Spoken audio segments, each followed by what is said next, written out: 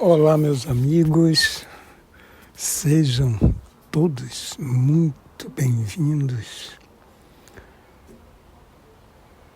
Religiões são confiáveis? Será que você ter uma religião é garantia de que você vai se desenvolver, você vai melhorar?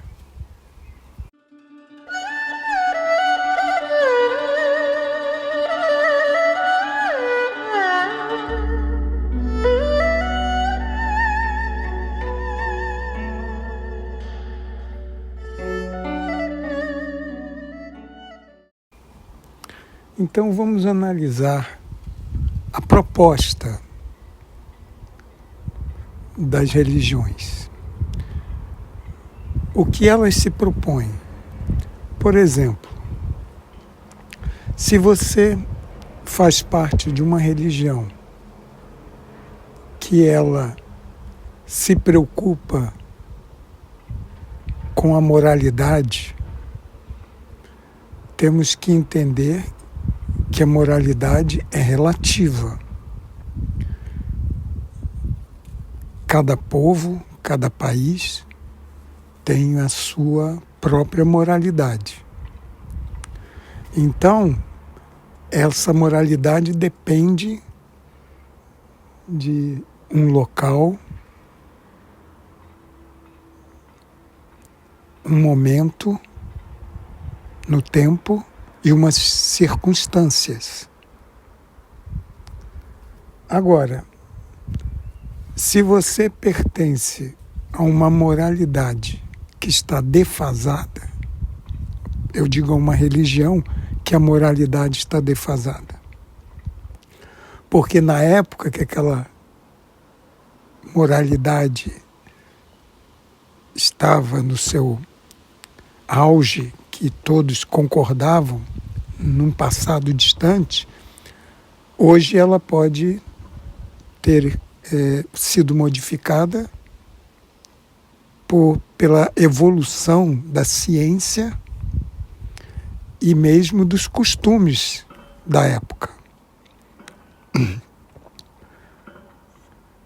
Então podemos ver que certas religiões veem o homossexualismo, por exemplo, como um grande tabu. No passado era uma abominação. Hoje nós já sabemos, pela ciência e mesmo pelos conceitos evoluídos que uma sociedade vai progredindo e vai realizando, vemos que isso não deveria estar nem sendo discutido mais. Mas as religiões mais antigas, elas mantêm aquela postura lá do passado, no qual aquilo era visto como um pecado mortal. Então, qual o problema de você aceitar uma religião assim?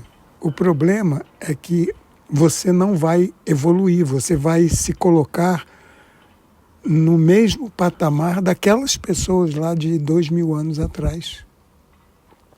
Porque algumas ideias não funcionam e não são aceitáveis nos nossos dias. Se uma religião é antiga, mas a visão dela é dinâmica, ela flutua na aceitação e não impõe de uma forma radical os seus pensamentos, ela é aplicável hoje em dia, como é o caso do daoísmo. Não há nada nas escrituras daoístas que entrem em conflito com a mentalidade do ser humano nos dias de hoje. Nada que estava lá no passado desafia o comportamento de um ser humano hoje em dia, porque a ênfase está nas qualidades humanas, não está em moralidade mutável. Agora, quando as religiões começam a ter certos caprichos, aí é um motivo para você rejeitar essa religião. Porque ela não vai levar você aonde você realmente deseja ir, que é quando você vai para uma posição em que as dificuldades da vida são minimizadas, não são descartadas, porque você não vai encontrar no planeta nenhum ser humano que não sofra. Não vai encontrar nenhuma entidade viva que não sofra. Porque sofrimento e prazer caminham de mãos dadas. O yin e o yang caminham juntos. São forças opostas, mas complementares. O sofrimento é parte da vida, mas não é como muitas religiões dizem, que a vida é sofrimento. Essa é a diferença do daoísmo. Nós encaramos que o sofrimento é uma parte da vida que tem que ser aceita, mas a vida não é sofrimento.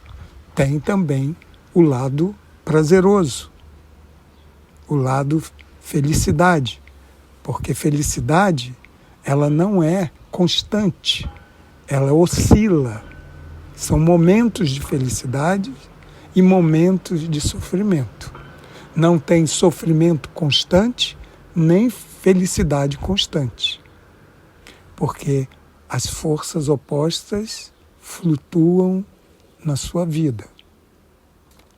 E quando uma religião fala isso para você, é o pior começo se ela diz que a vida é sofrimento. Se você é pecador, se você já nasceu em pecado, que você está pagando por um crime cometido lá no passado distante, esse é um péssimo começo para uma religião, uma filosofia. Quando ela já entra metendo o pé na porta.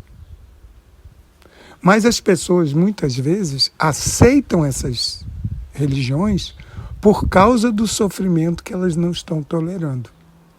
Aí elas ficam vulneráveis, suscetíveis a qualquer pregador hábil. Um pregador que saiba manipular, que tenha alguma noção de psicologia humana, se aproveita dessas situações e arrebanha essas pessoas que depois se sentem culpadas de abandonar quem as acolheu. Então elas ficam naquela religião por medo de voltar a sofrer. Então pensem bem como é a esperteza de muitas religiões. Procuram pessoas sofrendo, ficam com elas quando o curso natural da vida ameniza aquele sofrimento.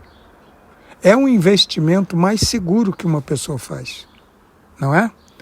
Eu digo uma organização, imagina, eu começo a falar para pessoas que estão sofrendo e digo para elas, se elas me pagarem, eu cuido delas e logo, logo elas vão estar bem.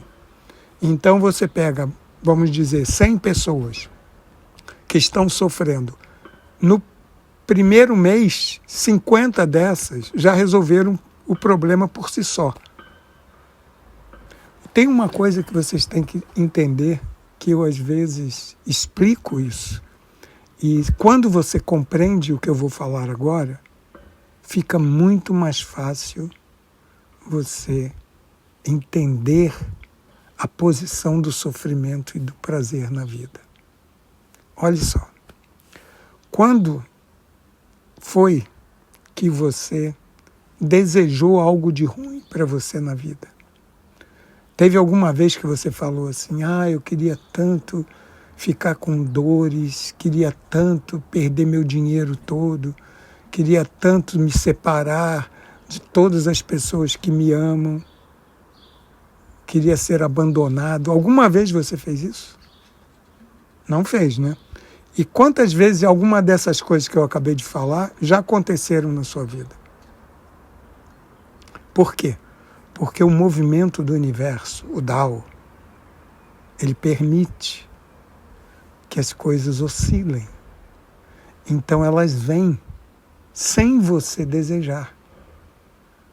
Tanto as boas quanto as ruins. Então você não precisa ficar desejando coisas boas, ficar pedindo, implorando para algum ser no espaço para te dar o que você deseja. Porque o universo vai dar o que você merece. Esse movimento do universo, se você é persistente, você luta com inteligência por algo, com uma certa ética, você se comporta de uma forma bonita, de uma forma honesta, a probabilidade é muito grande disso vir a você. Você não precisa pedir. Você se comporta e você pode receber. Agora, e as coisas ruins? Você não fez nada para aquilo acontecer. Tem pessoas que dizem, não, ela está sofrendo porque é lei do karma. Não, tem nada de lei do karma dessa forma. Nós vamos sentir dores porque o nosso corpo é imperfeito.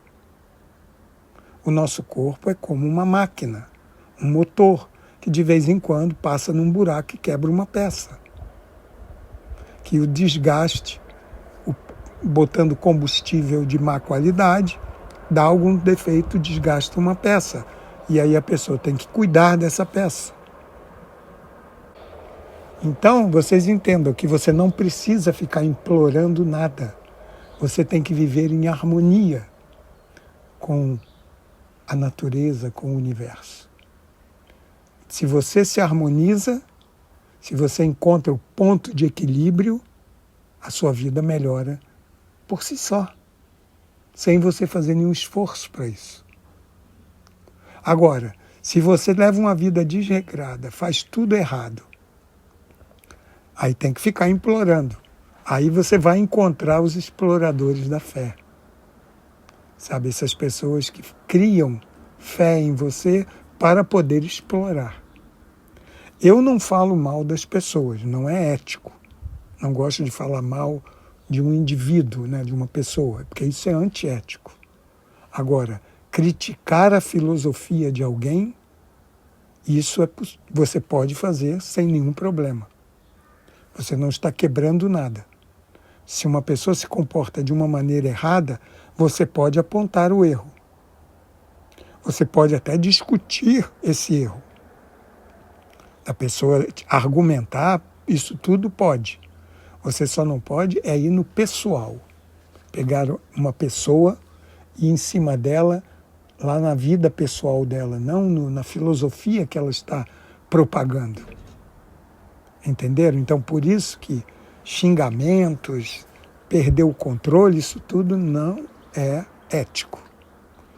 Você pode discordar, apresentar os seus argumentos e ponto final. Aí você pode. E aí, se a pessoa quiser argumentar com você, ótimo. Você pode estar na internet, ver uma postagem e criticar aquela filosofia ou aquela opinião que aquela pessoa está dando. Mas você não pode xingar a pessoa. Você não pode agredir a pessoa, atacar a pessoa, o indivíduo. Isso não é nada ético. Então, a escolha de uma filosofia que ajude você a ter uma ética, a desenvolver qualidades humanas, a aceitar a vida e se preparar para ela em vez de ficar pedindo, implorando ajuda de algum ser, Isso tem um valor muito maior do que você imagina, porque você vai ter um comportamento útil à sociedade. Você vai ensinar pelo seu exemplo como você se comporta.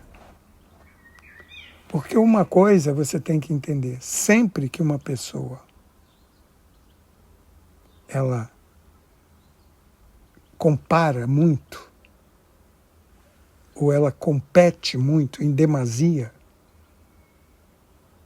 se ela entra muito naquele tempo, quando eu falo em comparação, não é você apresentar os seus argumentos. E competir demais, sabe, está sempre competindo. Uma pessoa que está sempre naquele espírito de vencer os outros, a não ser que ele seja um esportista, né? Está competindo numa competição de esportes, aí é uma outra história. Mas o capitalismo, a vida moderna, para conseguir melhores empregos, salários, as pessoas estão competindo. E isso é que traz sofrimentos. Sabe que a vida é uma luta, então temos que ter uma ética quando vamos enfrentar essa nossa luta diária. Não podemos ir com raiva, temos que ir com o sentimento correto de que estamos lidando com outros seres humanos como nós. Então, eu vou ficando por aqui. Obrigado pela atenção e até a próxima.